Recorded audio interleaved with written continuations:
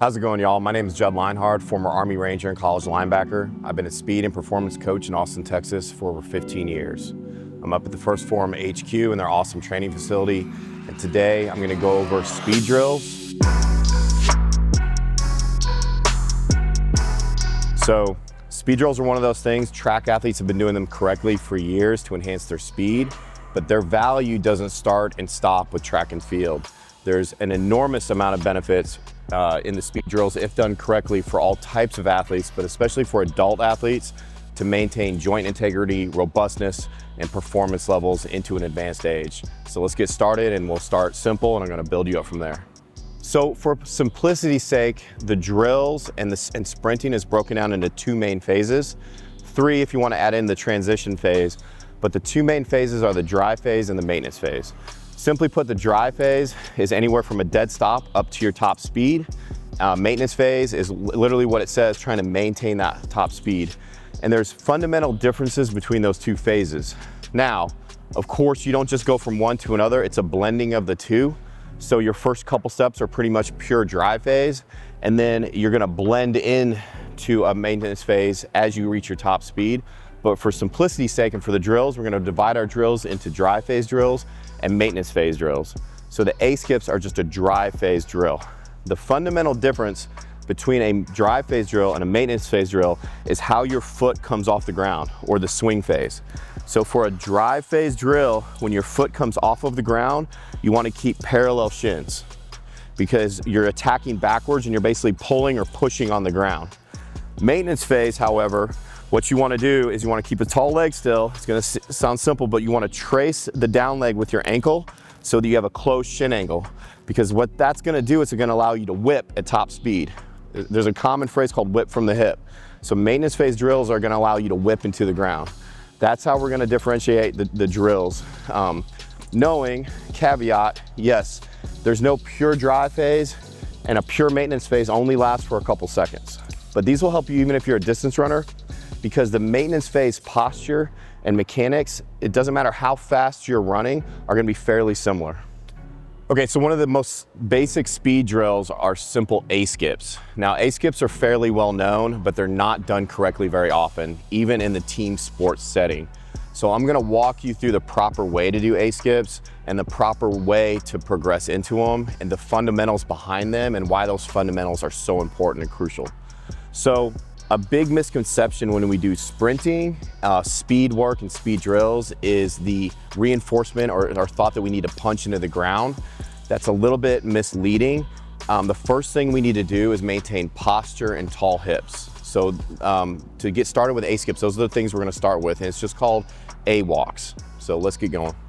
So with A walks, you're gonna start with your hands on your hips, just keep them out of the way. You can put them wherever you want though. I just don't want you to have to think about your hands when you're focusing on other things. So the first thing you're gonna do is, I like to put my thumb at the back side of my pelvis here, and the index finger at the front side, so I can feel what my pelvis is doing, and I can feel if it's tilting forward or if it's in a good neutral position. So a lot of times when we stand, we like to lift our chest, right? And kind of tuck our butt under, but that elongates our abs and puts those in a weak position, and it results in something called anterior pelvic tilt, so your pelvis is tilting down. It's very important when you sprint or do a lot of athletic activities that you maintain a neutral pelvis, like a level pelvic girdle, because if you don't, then the acetabulum, or where your femur connects to your pelvis, is already pointed backwards, and it's gonna be hard to recover that leg. It's gonna put your abs and your hip flexors in a vulnerable position, and it's gonna make the front side mechanic a lot harder. So the first thing for sprinting is posture. So you're gonna start here, you're gonna draw your abs in. You're not gonna wanna point your chest up. Your chest and chin stay level to the ground, and you're just gonna balance out your pelvis like that. Abs in, pelvis neutral to the ground. So you want everything pointed straight ahead. Your sternum straight ahead, your chin straight ahead, your pelvis straight ahead. And then from there, all you're gonna do is you're gonna bring your shin up, your front leg up, so that your shins stay parallel. You're gonna stand tall in the non-working leg. You're gonna go heel toe, and then push up to the other toe as you walk.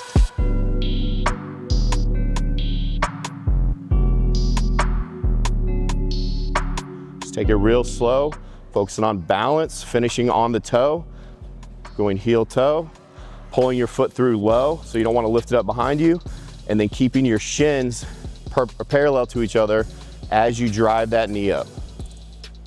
So just doing these on a daily basis is gonna go a long way into improving your leg strength, core health, and hip health, as well as foot health, lower leg health.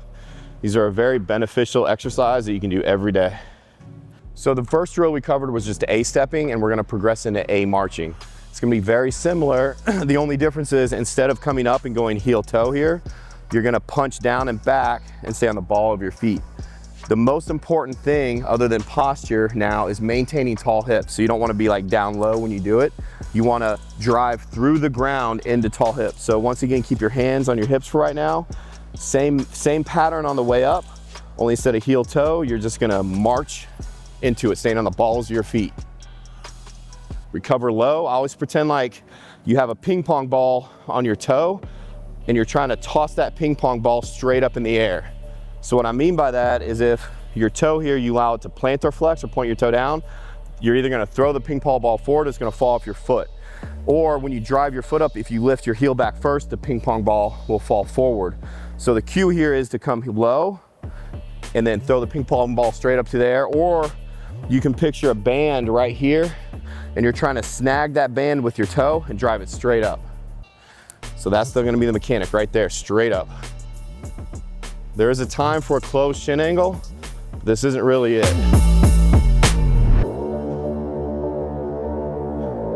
Good posture, tall hips, pretty much dorsiflexed, staying on the balls of your feet.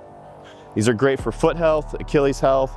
If you're coming back from a minor Achilles injury, this is one of the ways it's great to progress back into some of the more intensive jumping and things like that. This is the step that normally, no pun intended, trips people up, because this is when you actually have to start to bounce a little bit. So everything we've taken now, it's the same pattern, but we're turning it into a bounce. So I like to start with one side at a time because it simplifies it for the brain. So the same pattern we just did here, all you're gonna do is start to bounce and just work that pattern. So notice I'm not like punching hard into the ground. I'm focusing more on pushing and using that push to drive the other knee up. Notice I'm not coming like this. I'm not coming behind my body. I always tell people when they do their drills or when they sprint, pretend like somebody's running behind you with white pants and you don't want to kick mud on them, okay? So recover that foot, straight up. Just tossing that ping pong ball to the air. Get a nice little rhythm going, then do the other side.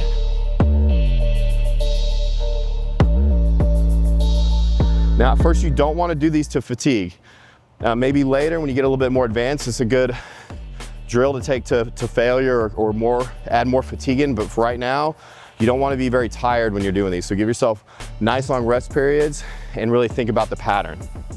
So usually when people struggle up to this point, it's because they're focused too much on the down and not enough on the up. So by up, I mean both the pattern of your leg as you're lifting it off the ground and the up as in keeping your hips nice and tall. Okay, so usually when people struggle, it's because they're trying to punch the ground and it gets them off rhythm. So the first thing you gotta do is get a little bounce rhythm going. And everything should be easy. Speed should be easy. It shouldn't be this tensed up activity that you do. To be fast, you gotta be fluid. It's as important to know what muscles to turn off when you're sprinting as to turn on so your muscles aren't fighting each other the whole time. So to help with the next round, the A skip, get a nice little bounce going first and then focus on tall hips, bouncing your leg up, throwing that ping pong ball to the ceiling. Notice I'm not coming back here.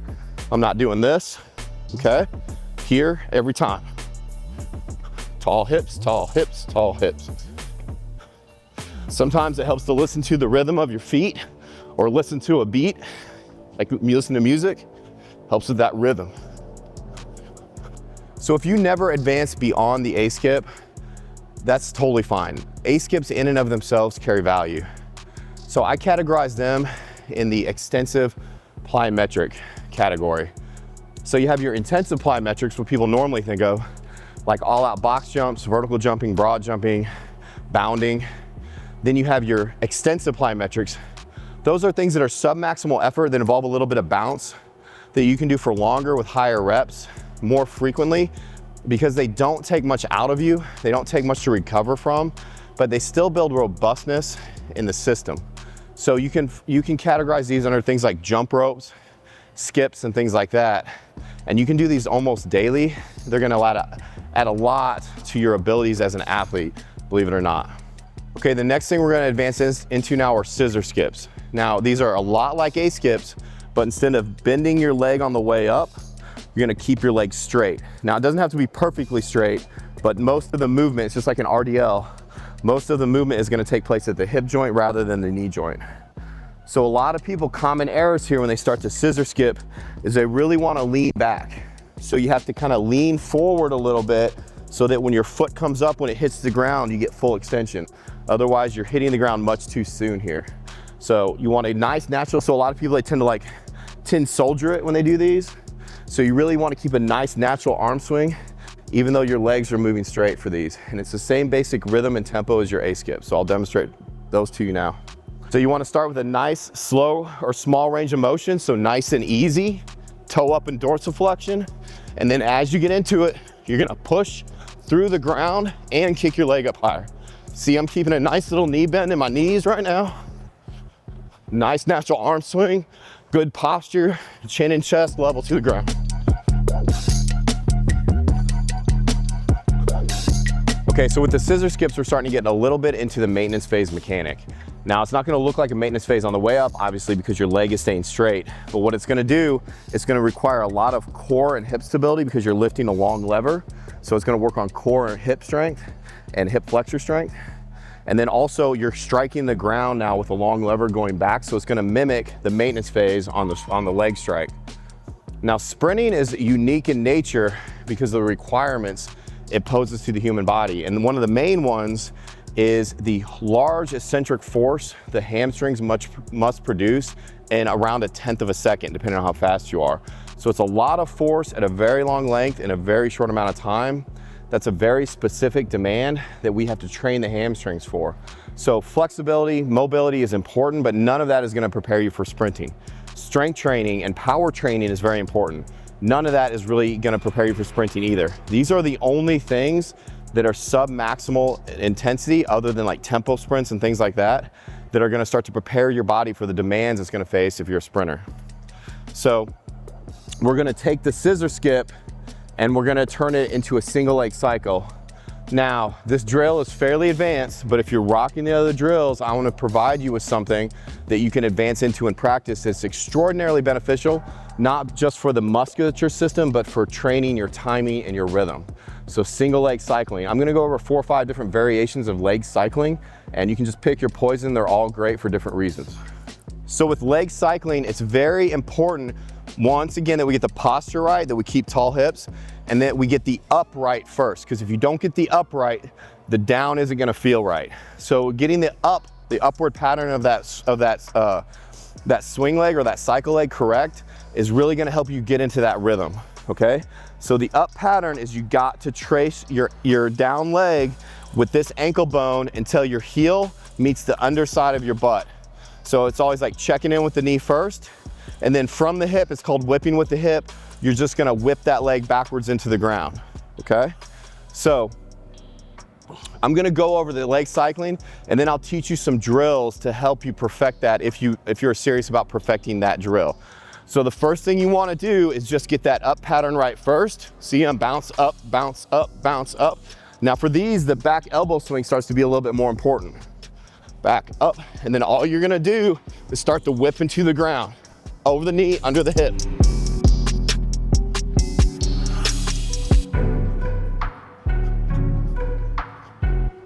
Now, a common error that I see people do when they do these is they look at what's happening and they think the person is kicking out. It's not a kick out. What I equate it to is like a loose door hinge. You're letting it swing. And when you cut here and you use your glute to whip, that centrifugal force is just gonna force that shin angle open. It's not an active kick out. If you're fairly athletic and you film yourself running, you're gonna do something like this naturally. And I challenge anybody to say, hey, when I run, do I focus on kicking my feet out in front of me? So if you don't think about that when you're sprinting, you probably shouldn't think about that when you're doing these drills either.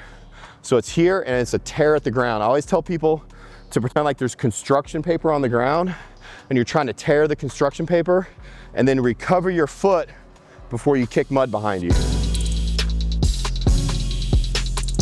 Good. So a backside mechanic, that's anything that happens behind the hip bone, that is very important, but that's gonna come later, okay? So as we add speed, we're gonna add more of a backside mechanic, and we can talk about that in a separate video. So I'm gonna demonstrate different kinds of leg cycling now. Now I'm gonna demonstrate alternate leg cycling. So for those, you wanna get a nice little mini bound here, leaning over it, and you're just gonna, every other rep, you're gonna cycle a different leg. Notice I'm not kicking up behind me, and I'm not leading with the heel here, I'm leading with the knee. So you always wanna lead with the knee and just let that ankle follow the knee. You don't wanna lead with the foot. So when you start to become more efficient at the leg cycling, you can create a lot more speed when you do this drill, and you can even start to blend it into a high knee cycling type run, which I'll demonstrate here in a minute. So you can start to cover a lot more ground and start being more intensive with your straight-legged bounding and have to whip the ground at faster and faster speeds. So you wanna create a little speed here and then just start to create.